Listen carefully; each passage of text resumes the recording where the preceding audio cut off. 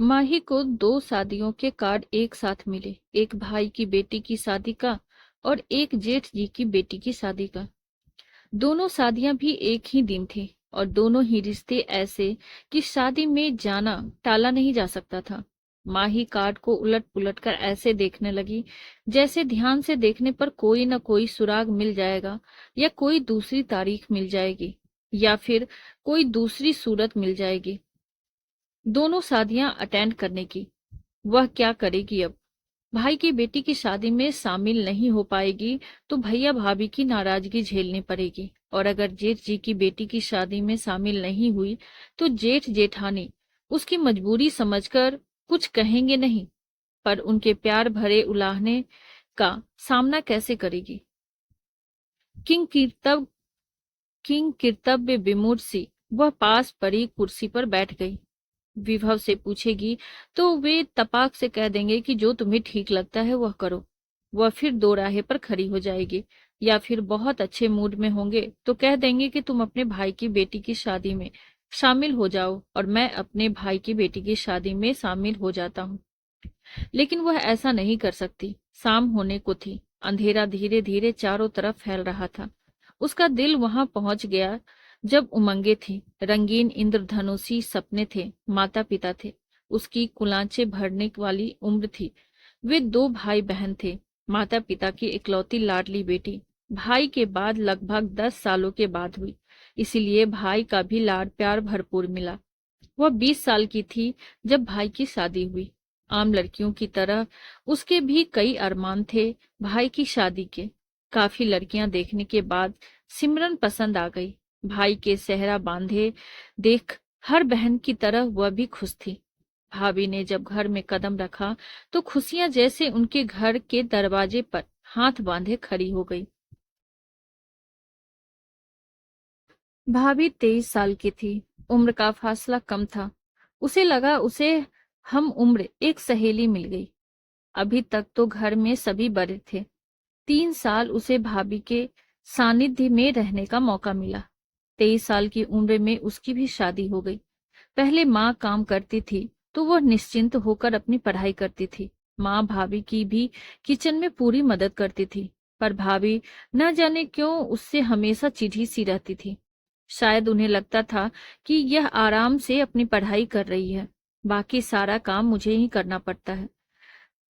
नई होने के कारण वे अधिक नहीं बोल पाती थी, पर भाव भंगिमाओं से सब जता देती थी। भाभी के हाव भाव समझकर वह भी किचन में हाथ बटाने की कोशिश करने लगी तो माँ ने टोक दिया, तू जा अपनी पढ़ाई कर, ये काम तो जिंदगी भर करने हैं।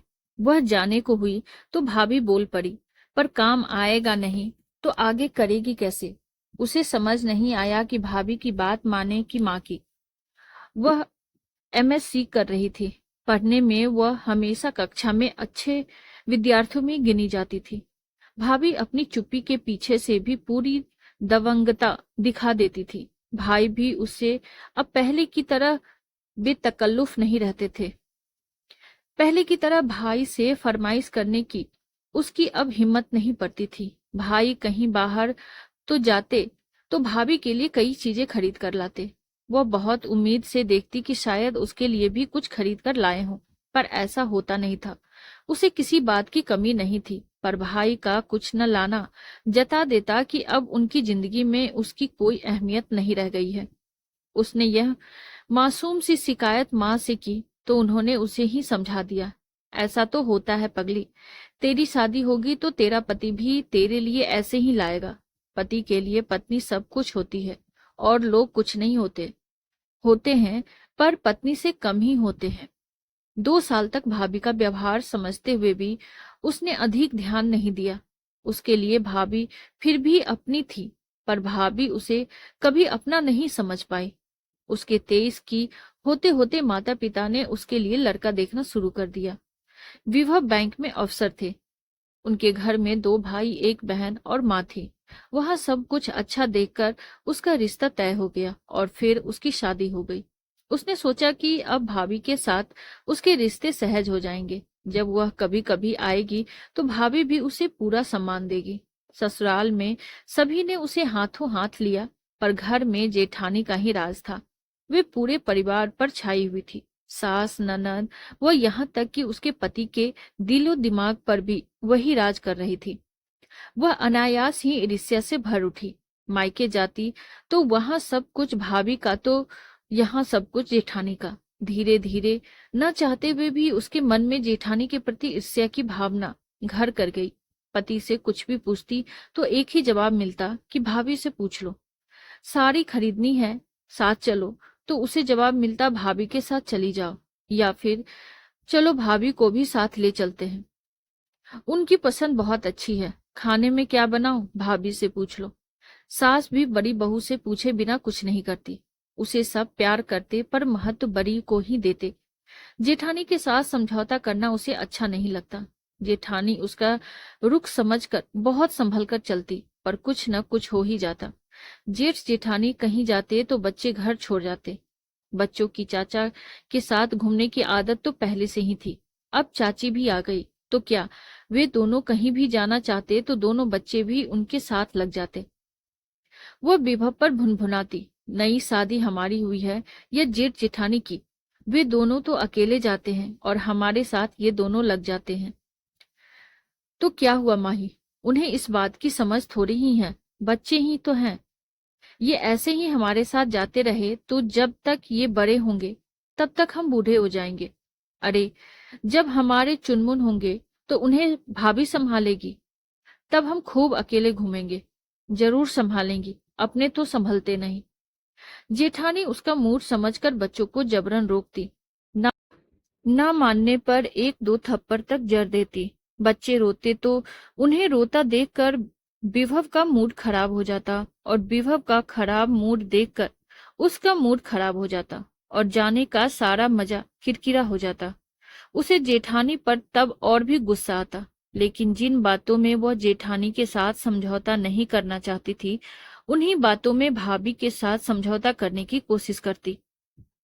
उन्हें खुश रखने का प्रयास करती ताकि उनके साथ संबंध अच्छे बने रहें। भैया भाभी कहीं जाते तो थोड़े दिन के लिए मायके आने के बावजूद वह भाई के बच्चों की देखभाल करती। उन्हें अपने साथ घुमाने ले जाती, चॉकलेट, आइसक्रीम वगैरह खिलाती, पर भाभी उसे फिर भी खास तवज्जो न देती। माही उस घर को अभी भी अपना घर समझती, फिर वही पहले वाला हक ढूंढती, पर उसकी सारी कोशिशें बेकार हो जाती।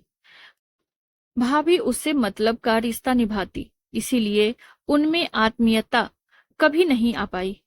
वह जब जब भाभी के साथ किचन में कुछ करने की कोशिश करती तो भाभी उसे साफ जता देती कि अब उनको उसका अपने किचन में छेड़खानी करना पसंद नहीं। वह 2-4 दिन के लिए आई है, माँ के साथ बैठे और जाए। फिर उसके बच्चे हुए तो सास बुजुर्ग होने के वजह से उसकी अधिक देखभाल नहीं कर पाई, पर जेठानी ने अपना तन मन लगा दिया। माँ जैसी देखभाल की उनकी। देखा माही, भाभी कितना ख्याल रखती है तुम्हारा। मैं कहता था ना कि उन्हें समझने में तुम गलती कर रही हो। जेठानी की देखभाल से वो पिघलने को होती तो विभव की बात से जल भून जाती। पहले बच्चे के समय जब माँ ने बार बार कहा कि अब थोड़े दिन के लिए मायके आ जा, तो 1.25 महीने के बच्चे को लेकर वह मायके चली आई। विभव से कह आई कि बहुत दिनों बाद जा रही हूँ, इसीलिए आराम से रहूंगी। तुम्हें तो वैसे भी मेरी जरूरत नहीं। जेठानी ने जाने की बात सुनी तो मना किया। तुम अभी कमजोर हो माही, खुद की वो बच्चे की देखभाल नहीं कर पाओगी। यहीं रहो, थोड़े महीने बाद चली जाना। मेरी माँ और भाभी मेरी देखभाल करेंगी। भाभी का स्वभाव जानते हुए भी वह बोली। मायके पहुंची तो खुश थी वह। इस बार लंबे समय के लिए आई थी। जब घर पहुंची तो भावुक होकर माँ व भाभी से मिलना चाहा, पर भाभी का उखड़ा मुंह देखकर उत्साह पर पानी फिर गया। माँ भी बहुत उत्साहित नहीं दिखी। लगा माँ ने रीत रिवाज निभाने व उसका मन रखने के लिए उसे मायके आने को कहा था। शायद उन्हें सचमुच विश्वास नहीं था कि वह आ जाएगी।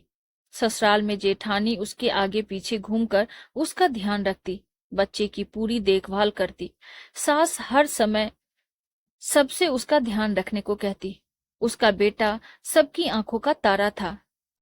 वहीं मायके में माँ की भी काम के करने की एक सीमा थी। फिर भी उनका पहला ध्यान अपने पोते पोतियों पर रहता था, नहीं तो बहू की नाराजगी मोल लेनी पड़ती। भाभी को तो उसकी देखभाल से मतलब ही नहीं था। जो खाना सबके लिए बनता वही उसके लिए भी बनता। एक दिन रात में तबीयत खराब होने की वजह से वो बच्चे की देखभाल भी नहीं कर पा रही थी। माँ ने रोते हुए बच्चे को उठा लिया, पर उसका पेट दर्द रुक नहीं पा रहा था। माँ ने हार कर उसके भाई के कमरे का दरवाजा खटखटा दिया। बहुत मुश्किल से भाई की नींद खुली। उसने दरवाजा खोला। बेटा, माही की तबीयत ठीक नहीं है, पेट में दर्द हो रहा है। क्या माँ, तुम भी ना छोटी छोटी बातों के लिए जगा देती हो। अरे, परहेज वगैरह वो कुछ करती नहीं। हाजमा बिगड़ गया होगा, कोई दवाई दे देती। बेकार में नींद खराब कर दी। सब कुछ करके देख लिया बेटा, पर दर्द रुक नहीं रहा। तो दर्द की कोई गोली दे दो। इतनी रात में मैं क्या कर सकता हूँ। और तुम भी न माँ, कहाँ की जिम्मेदारी ले ली। उसे अपने घर भेजने की तैयारी करो। उनकी जिम्मेदारी है, वही संभाले। सो जाओ अभी, सुबह देखेंगे, कहकर भाई ने दरवाजा बंद कर दिया। माँ लौट आई। न माही ने कुछ पूछा, न माँ ने कुछ जवाब दिया। उसने सब कुछ सुन लिया था। सारी रात वह दर्द से तड़पती रही। माँ सिराहने बैठी रही, पर भाई भाभी ने सहानुभूति जताने की कोशिश भी न की। सुबह पेट दर्द कम हो गया, पर तबीयत फिर भी ठीक नहीं थी। लेकिन भैया भाभी ने यह पूछने की जहमत नहीं उठाई कि रात में तबीयत ठीक नहीं थी, अब कैसी है। वह सोच रही थी कि उसकी इतनी तकलीफ में तो ससुराल में रात में पूरा घर हिल जाता, यहाँ तक कि बच्चे भी उठकर बैठ जाते। यहाँ माँ के अलावा सब सो रहे थे। सोचते सोचते उसका मन भारी सा हो गया। किस मृग तृष्णा में बंधी हुई वह बार बार यहाँ आती है और भैया भाभी के द्वारा अपमानित होती है। क्या खून के रिश्ते ही सब कुछ होते हैं। जेठ जेठानी उस पर जान छिड़कते हैं, लेकिन उन्हें वह अपना नहीं समझ पाती। उल्टा चाहती है कि उसका पति भी उन्हें अधिक तवज्जो न दे। वह बिस्तर पर गमगीन सी बैठी हुई थी। तभी माँ चाय लेकर आ गई। माही रात की बात से दुखी होगी, यह तो वो जानती थी, पर उनके हाथ में था भी क्या। क्या हुआ माही, अब कैसी तबीयत है तेरी। माँ स्नेह से उसका सर हिल सहलाते हुए बोली। अब ठीक है माँ, आपको भी रात भर सोने नहीं दिया है मैंने। अरे, कैसी बात कर रही है तू। अच्छा चल, मुंह हाथ धो ले और चाय पी ले। माँ ही चुपचाप चाय पीने लगी। माँ ने अपना कप उठा लिया। दोनों चुप थे, पर दोनों के दिल की बातों से परेशान थे। माँ, मेरी तबीयत अगर ऐसी ससुराल में खराब होती तो मेरे जेठ जेठानी सारा घर सिर पर उठा लेते। अचानक माँ ही बोली तो माँ समझ गई कि माँ ही क्या कहना चाहती है। वे धीरे से उसके पास खिसक आई। माही, तू जिन रिश्तों की जड़ों को सींचना चाह रही है वे खोखली हैं, सूखी हुई है बेटा। खून के रिश्ते ही सब कुछ नहीं होते। जितनी कोशिश उन्हें अपनी भाभी के साथ बनाने की करती है, उसका अंश मात्र भी अपने जेठ जेठानी के साथ करेगी तो वे रिश्ते लहलहा उठेंगे। जो रिश्ते तेरी तरफ कदम बढ़ा रहे हैं उसे थाम, उनका स्वागत कर। जो तुझसे दूर भाग रहे हैं उनके पीछे क्यों भागती है। माँ उसके और अपने मन के झंझावतों को शब्द देती हुई बोली। ये तेरी मृग तृष्णा है कि कभी न कभी भाभी तेरे प्यार को समझेगी और तेरी तरफ कदम बढ़ाएगी। कुछ लोग प्यार की भाषा को कभी नहीं समझ पाते, पर तू प्यार की कीमत समझ माही। अपने जेठ जेठानी के प्यार को समेट ले। वही है तेरे भैया भाभी, जो तेरे दुख सुख में काम आते हैं, तेरा ख्याल रखते हैं, तेरे अच्छे बुरे व्यवहार को तेरी नादानी समझकर भुला देते हैं। माँ उसे पहले भी यह बात कई बार समझाना चाहती थी। उसके प्यार का बहाव ससुराल की तरफ मोड़ना चाहती थी, पर माही समझना ही नहीं चाहती थी। पर आज पता नहीं क्यों माँ की बात समझने का दिल कर रहा था। उनकी बातें उसके अंतर मन को छू रही थी। माँ चली गई तो वह अपने आप में गुमसुम सी हो गई। जब उसका गाल ब्लैडर की पथरी का ऑपरेशन हुआ था, तब भी कैसे सास और जेठ जेठानी ने दिन रात एक कर दिया था और भैया भाभी ने बस एक फोन कर अपने कर्तव्यों की इतिश्री कर ली थी। जेठ जेठानी ने तन मन धन लगा दिया था। ननद भी ऑपरेशन के समय 2 दिन के लिए उसके पास आ गई थी। आज पिछली सारी बातें जैसे साफ हो रही थी। उसकी आंखों पर पड़ा भ्रम व मोह का पर्दा हट रहा था। आज पहली बार वह समझ रही थी कि जो उसे अपनाना चाह रहे हैं उन्हें वह ठुकरा रही थी, और जो उसे ठुकरा रहे थे उन रिश्तों के पीछे वह भाग रही थी। सच, वे भी तो भैया भाभी हैं जिनसे उसे प्यार मिलता है। उसके न सही उसके पति के हैं तो उसके भी तो हैं। वे रिश्ते भी तो उसके अपने हैं। वह उठकर चुपचाप सामान पैक करने लगी। तभी माँ कमरे में आ गई। क्या कर रही है माही? उसे सामान पैक करते देखकर माँ बोली। अपने घर जा रही हूँ माँ, अपने भैया भाभी के पास। माँ चुप हो गई। दोनों माँ बेटी बिना शब्दों के कहे भी एक दूसरे के दिल की बात समझ गई थी। दूसरे दिन माही ससुराल लौट आई। उसे वापस आया देखकर घर में सास, पति, जेठ, जेठानी सभी खुश हो गए। किसी ने उससे नहीं पूछा कि वह इतनी जल्दी क्यों लौट आई। धीरे धीरे समय कुछ साल आगे सरक गया। उसके बच्चे थोड़े बड़े हो गए। फिर उनका तबादला दिल्ली से कानपुर हो गया। समय धीरे धीरे सरकता रहा। माता पिता व सास का साथ समय के साथ छूट गया। माँ के जाने के बाद मेरठ जाना बंद हो गया, लेकिन दिल्ली जेठ जेठानी के पास त्योहार व छुट्टियों में आना जाना बना रहा। तभी घंटी की आवाज सुनकर वह चौंक गई। शायद विभव ऑफिस से लौट आए थे। वह वर्तमान में लौट आई। उसने उठकर दरवाजा खोल दिया। क्या बात है माही? बहुत गमगीन सी लग रही हो। तबीयत ठीक नहीं है क्या? विभव उसे इस कदर उदास देखकर बोले। नहीं, कुछ नहीं, सब ठीक है। दिल्ली से सोनिया की शादी का कार्ड आया है। जाने की तैयारी करनी है, रिजर्वेशन कराना है। यही सब सोच रही थी। वह उत्साहित होते हुए बोली। और यह दूसरा किसका है? विभव दूसरा कार्ड उठाते हुए बोले। यह मेरठ से आया है। माही लापरवाही दिखाते हुए बोली। अब बैठकर देख लो, मैं चाय बनाकर लाती हूँ। कहकर माही उठकर किचन में चली गई। थोड़ी देर बाद 2 कप चाय बनाकर ले आई। अरे, यह तो साले साहब की बेटी की शादी का कार्ड है। वहां भी तो जाना होगा। तुम वहां चली जाना, मैं नहीं। माही बीच में बात काटती हुई बोली। वहां आप उपहार भेज दो। हम दोनों ही दिल्ली जाएंगे, और थोड़ी दिन पहले जाएंगे, क्योंकि शादी में मदद भी तो करनी है। माही पूरे आत्मविश्वास से बोली और शांत भाव से चाय पीने लगी। विभव ने चौंक कर उसकी तरफ देखा। सब कुछ समझा और चुपचाप चाय पीने लगे। समझ गए कि प्यार व स्नेह के रिश्ते खून के रिश्तों पर भारी पड़ गए हैं।